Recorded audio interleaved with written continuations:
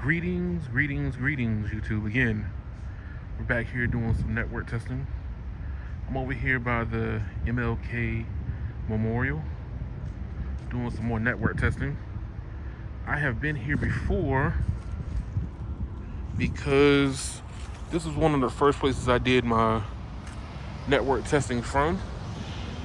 And the memorial is over there, right behind the tree line. But this was one of the first places I did some videos.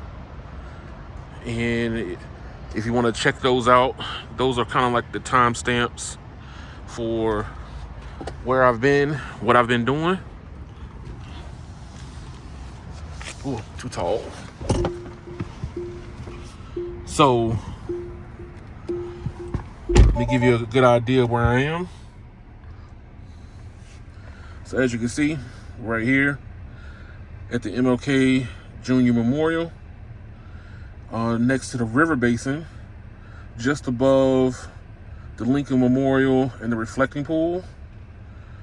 I normally will probably end up going over to the Lincoln Memorial and try to test also. The services for the three are different in different places across this side, all the way from the World War II Memorial, right there, all the way down here near the river basin. So I think that there's only one serving cell for all three, as you're gonna see from the RSRP values. So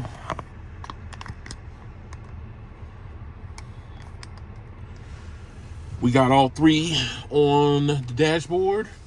Verizon is on the far right hand, T-Mobile is in the center, and AT&T is to the left. As you can see, AT&T is working with band 2 at 20 megahertz.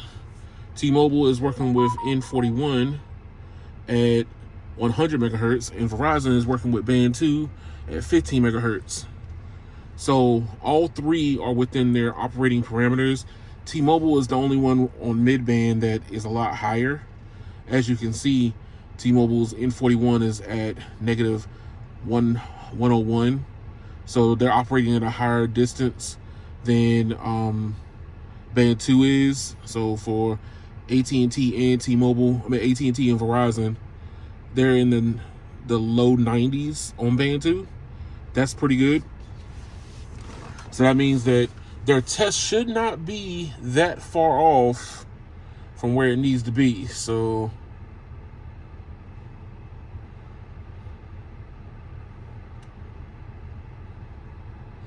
speed test.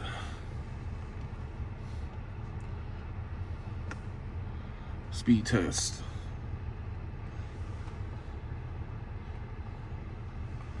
And test. All right. So there's no small cells in this area. Everything that is coming to the memorials are basically off the government buildings that sit on Constitution Avenue, which is about maybe a quarter of a mile from this location. So everything past the reflecting pool that I was showing you is government buildings. I think I forget the name of the buildings, but I know that the what is it? Not the CIA. I forget one of the other government agencies that I've seen the cell sites on top of. But as you can see, AT&T is at 53 down and 38 up. This is a improvement for them at this location, because when I first came here for the first time, I was barely able to pull 5 megabits per second for them. T-Mobile, this is an improvement for them because we're in standalone now, and this is 181 down and I say 5.8 up. And Verizon is about the same at 65 down and 15 up. So we are within their operating parameters for their servicing bands. I'm gonna show on the next test what the test should be for their aggregating bands. So Speed.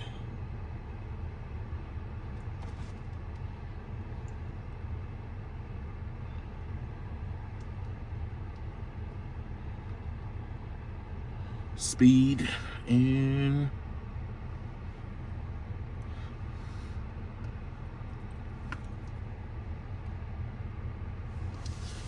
all right, so AT&T is switching back and forth, so now we're on 66, 10 megahertz. They're still only working with N5 here, and they are not carrier aggregating any, no, band 2. They're carrier aggregating band 2 only. So they're only carrier aggregating band 2.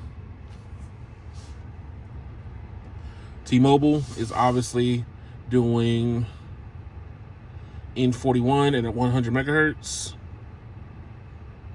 band 41 at 90, N25, and that's it. And Verizon, band 2, N77 at 60 megahertz. That other 100 that we're looking for with them, band 66, and that's it for them.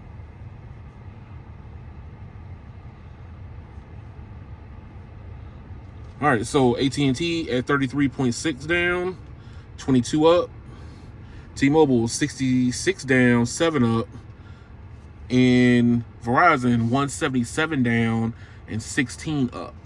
So standalone is not helping T-Mobile, but they're not falling behind either. So it's kind of a blessing and a curse, you could say, that you have to totally rely on your serving sales site to provide service.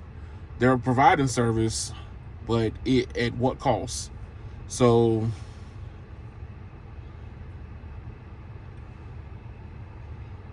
fast.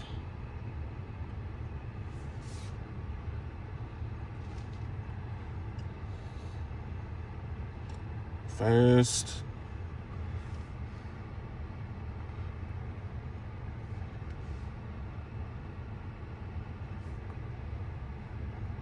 Fast.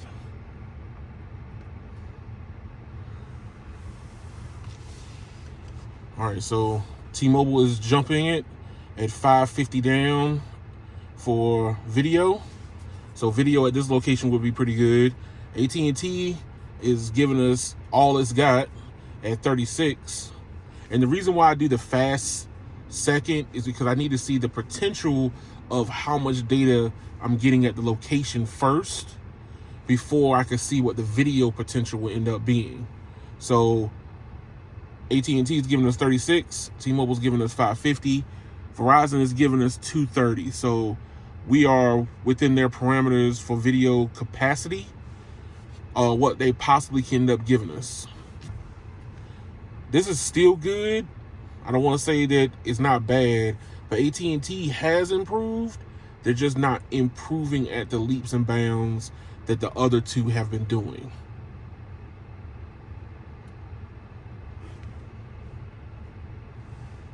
All right, so Imperv. AT&T has not been performing very well with Imperv, so I don't know if they just don't like the fact that they use different servers, but they have not been able to complete a test for the last couple weeks for me. So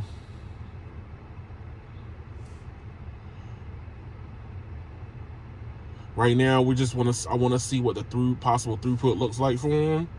If I come back again and do a more detailed video, I will set them all to the same server. I think they changed the inside the app to choose the server too. So, but as you can see, Verizon and AT&T are already on the browsing test where T-Mobile is behind. So network access is a lot faster on the other two networks than it is for T-Mobile. Now, could that be just a standalone thing where that T-Mobile might start micromanaging a little bit more. I'm not sure yet, but as you can see, Verizon and AT&T did get to the streaming, the streaming a whole lot faster than T-Mobile did also. We're at 360p for them.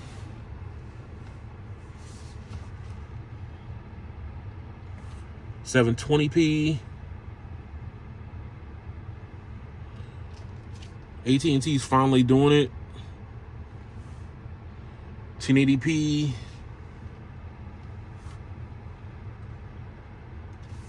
Verizon first, AT&T second, T-Mobile will be third. We got 52.9 down, 41 up with a 51 millisecond ping. Verizon 175 down and 16 up for them at a 44 millisecond ping. And T-Mobile at 610 down, 40 up, and 58 millisecond ping. So don't really include the millisecond ping because they're not all the same servers, but the capacity at this location has improved for AT&T since the last time I was here. If I can remember to link in the description below when I came here and actually did AT&T last. So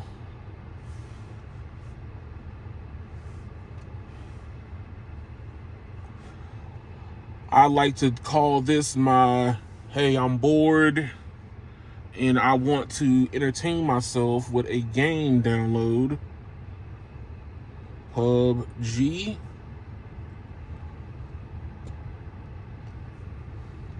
So we want to see how fast and how much capacity. Oh, that's not what I wanted to do. How much capacity the networks have. So AT&T is behind. So what I'm gonna do is I'm going to hit AT&T first, and then I'm gonna do Verizon and T-Mobile. So bam, bam, bam. I only got two hands. All right. T-Mobile has jumped out to 8. AT&T's at 10. Verizon's at 3%. 12, 14, 10. AT&T is pulling ahead. 30, 21, 22. Don't count them out. AT&T said, hey, I might not have the juice yet, but I got the capacity to do it. 50, 30, 52. Verizon's catching up. T-Mobile's getting left behind. 63, 69, 41. 71, 82, 47. Verizon looks like it's going to get it. Verizon, like it's going to be AT&T. 96, 100. T-Mobile's last. Well, even though T-Mobile has a lot more reach here from the looks of it, they're not putting all that capacity speed on the ground itself. So that's what it's starting to show. Yes, they have greatly improved, but they're not giving you the throughput that you're seeing currently. Could that be more network management on their back end? That could be it, but AT&T was the worst the last time I was here, and they went from showing that they were third place to jumping almost to first. Verizon is still showing that excellence right now, so I'm very impressed with what Verizon's doing. But tell me what you think in the comments below. Like, share, and subscribe to the channel. Let me know what it is that you might solve differently. I know that I'm seeing a better improvement across the board for all three. T-Mobile is probably resting on its laurels now, from what I can tell. They jumped out pretty fast with standalone and going towards 5G. AT&T is taking its time. Verizon is somewhere in the middle. So that's kind of how I look at it currently right now in my city. I'm looking to go to different other cities to find out. But thank y'all for watching, and y'all have a good one.